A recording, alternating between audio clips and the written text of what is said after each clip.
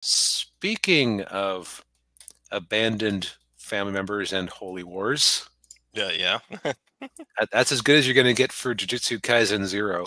yeah. So, Daniel, have you ever seen Jujutsu Kaisen, the anime? I have not. No, this So was this my is your first. first exposure to it. Yes, yes. So I have seen the first season, but what I will say about it is my memory of details is extremely full of holes. Mm, And the reason for this is that at least the way Mappa, the animation studio Mappa, recreates this show, is that it comes across as very bombastic and high energy and dumb. mm. Is the way I would describe it. Like I've said before about some scenes in the first season, I have never been so gleeful to have my intelligence insulted before. Uh, but this movie is kind of a unique animal because before the series proper came out, this is kind of a prequel, but with a different cast of focus characters. Okay, I was wondering about that. Yeah. Yeah, because of the way that the first season worked, you have actually, but just by watching this, you have not met the main cast Mm. outside of outside of why am I straight? Outside of Gojo. Okay. Gojo is kind of the through line because he's the teacher at at the high school. Okay. Uh, so Jujutsu Kaisen, it's a Shonen Jump battle manga with a bent towards the horror. Yeah, that's a good way of phrasing it. Yeah.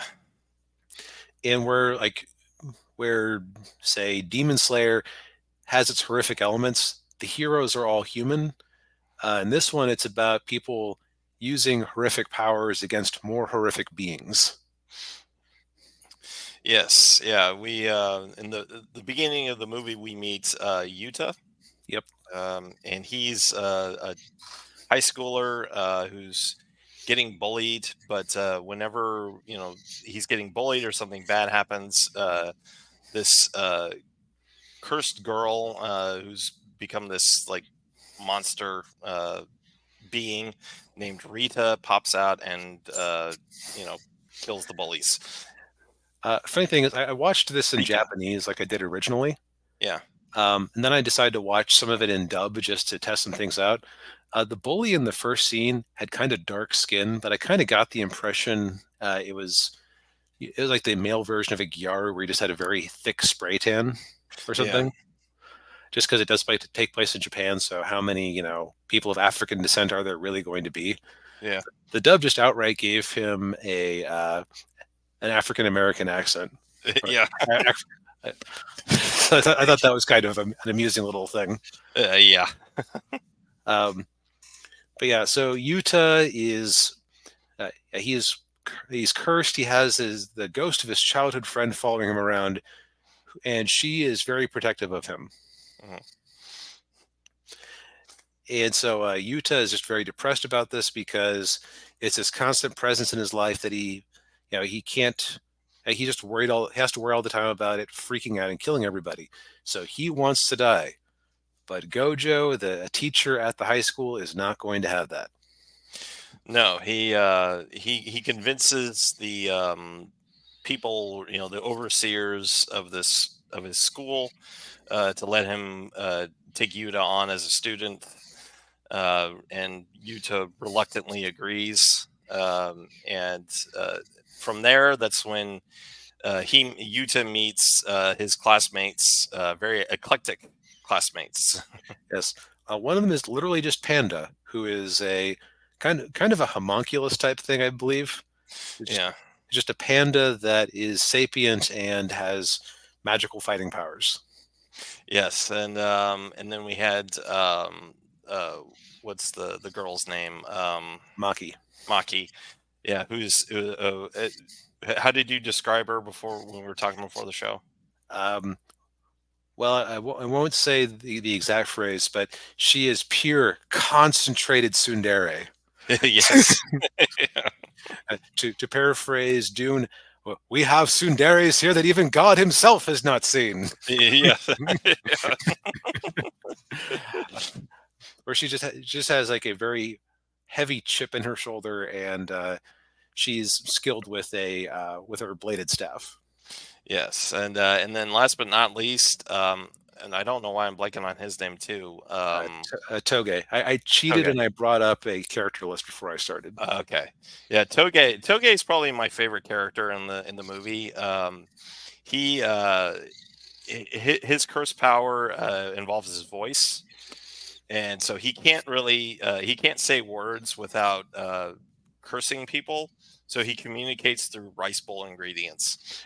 It's like if he says real words, the real words carry meaning. But if he just says salmon roe, then Yeah, the curse doesn't know what to do with that. yeah. Bento leaves.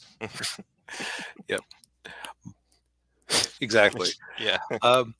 And so it's kind of interesting that because this feels a little bit episodic, which is strange for a movie. Makes more sense when you realize it was originally a 4-chapter manga. Yeah. Because first one is the introductory chapter, then with some training scenes, then you have him and Toge go then you have him and Maki go investigate a curse at a school. Yeah. Where you kind of get a sense of first off the weirdness of these ghosts, but also just how dangerous these things are, because they get swallowed by a giant one that's also eaten some kids who are slowly being cursed to death. Yeah, yeah, and then Yuta calls Rika up, and then Rika just tears that giant cursed ghost up, and yeah, Yuta is interesting because he is the most powerful of the main cast by a long shot. Yeah, but he of course hates his powers because it's ruined his life. Yeah.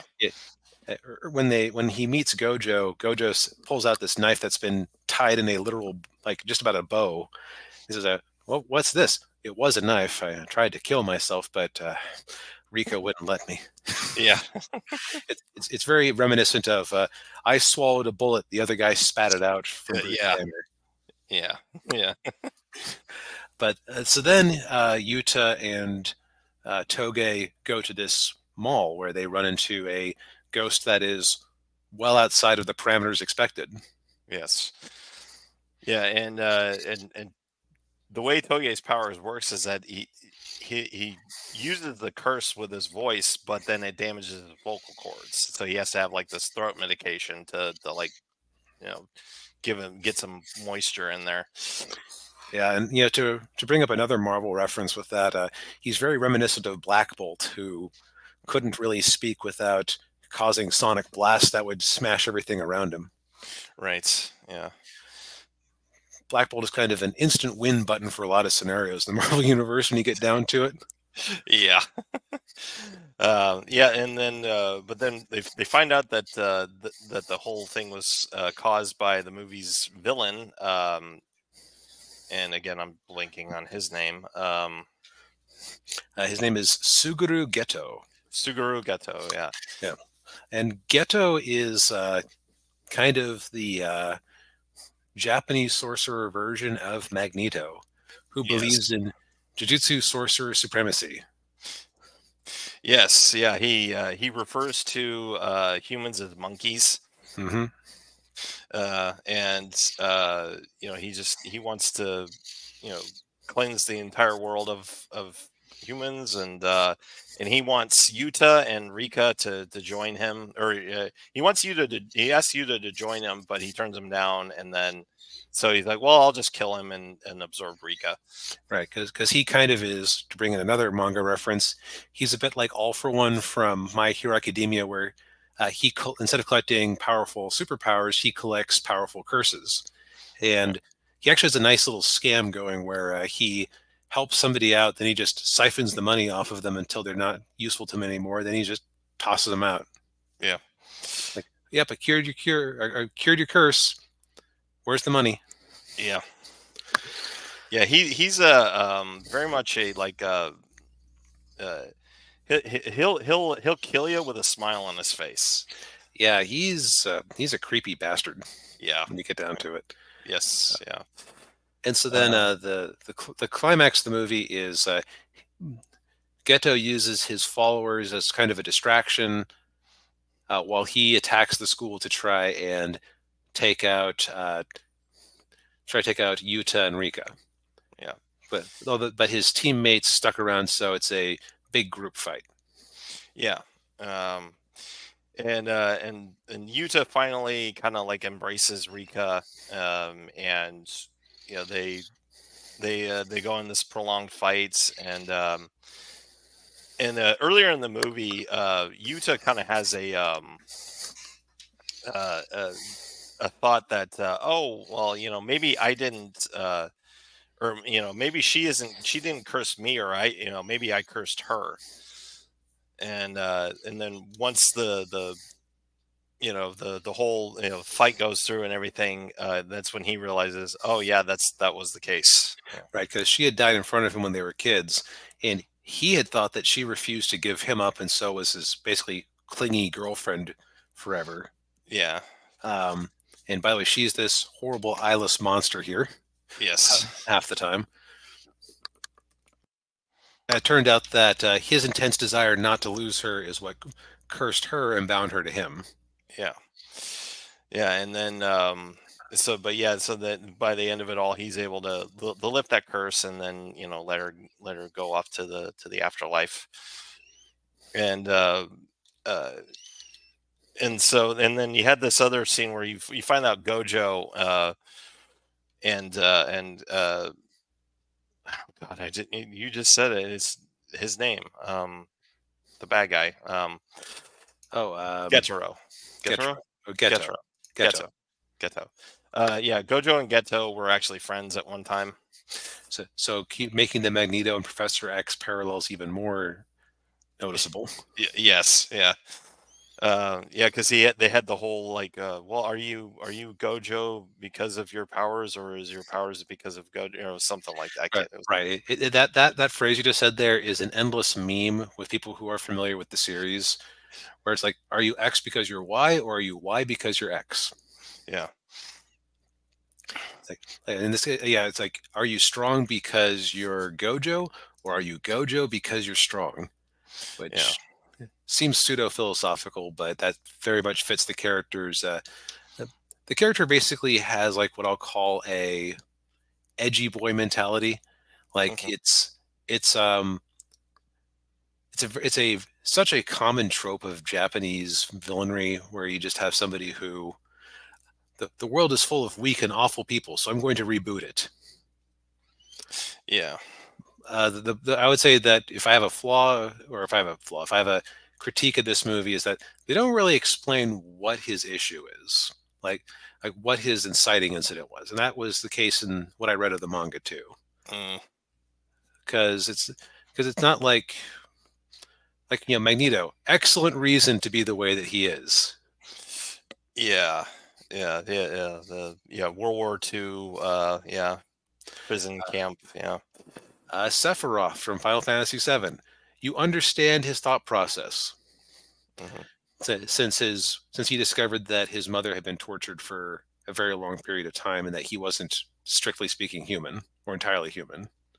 Yeah, or even Thanos, to an extent, you know, because he doesn't necessarily want to reset the world, because he wants to wipe out half of the universe, and it's because of what happened to his homeworld. Right. And a villain who's out for that sort of galactic reset seems to me that you kind of need more than that. Yeah. It also kind of ignores the fact that, wait, aren't the curses and ghosts generated by human misery and stuff? Aren't you kind of cutting off the source of your powers there? Yeah. I would also say that sorcerers aren't like a distinctive class where it necessarily makes sense to treat them separately. Like I would think that he would want a society of cattle for him to feast on.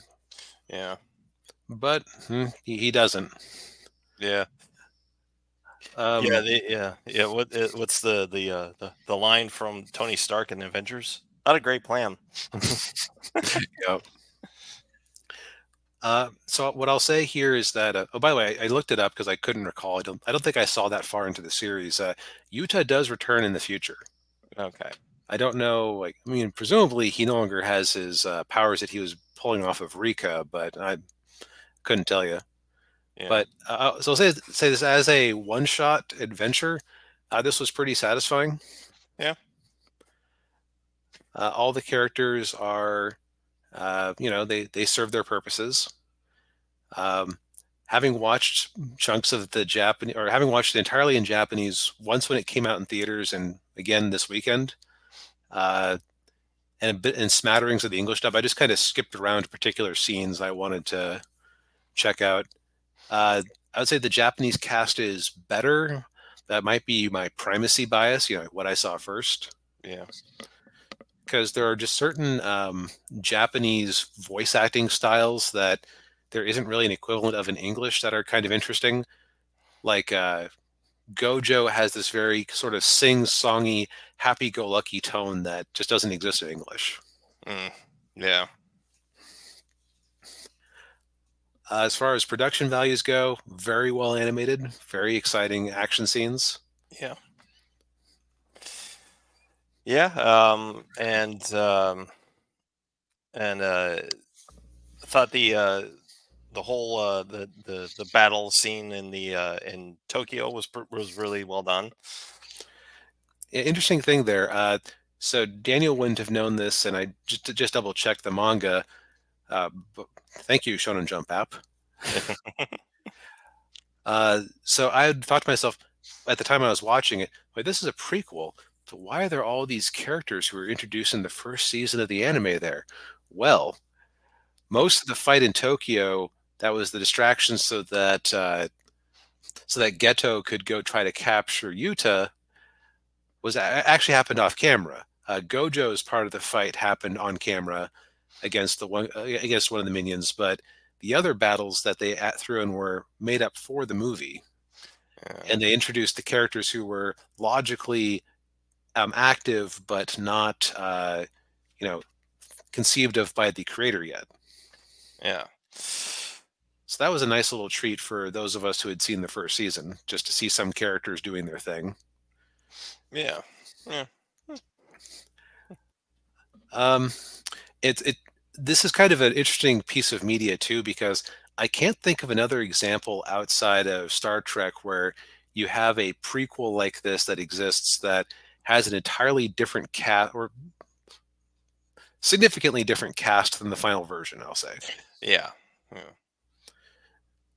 Because, Spock was the commonality with, as I recall, with the original Star Trek pilot in the final series, and Gojo, the teacher, is the common element there. Yeah. Yeah. As far as the recurring main characters. Yes, that's a good comparison there. Yeah. So now, from what I've heard, the series doesn't necessarily go in great directions. That's neither here nor there. Just as a standalone movie, this is a totally fine experience, and just because it is a complete story, but it's also canon for the original series, it actually makes it a good sample point for people to see if they would be interested in watching the show itself. Yeah. Yeah. Yeah, I would agree with that, and yeah, I may start watching the series at some point. Yeah. On either Netflix or Crunchyroll, one of the two. Yeah, Sony is kind of doing the Warner Brothers thing and going, "Can we get some of that Netflix money?" Yeah. y'all getting those licensing fees? Yeah. So you're trying to think if there's anything else that. Nope, it's just a solid time. Although, not for the kiddies. Oh no. Like if I was going to do mainline shonen series, My Hero Academia is probably the most for the kiddies. So outside of some kind of amazing egregious fan service places. Then Demon Slayer has quite a bit of blood and violence and stuff, but I could see like a 10-year-old handling it if they're they aren't squicked out by that. Yeah. This one is firmly for teens just because of the content. Yeah, I would go like 15 maybe. Yeah. Yeah. It's not because it's like heady concept matter. It's just very edgy. Yeah. Yeah, indeed.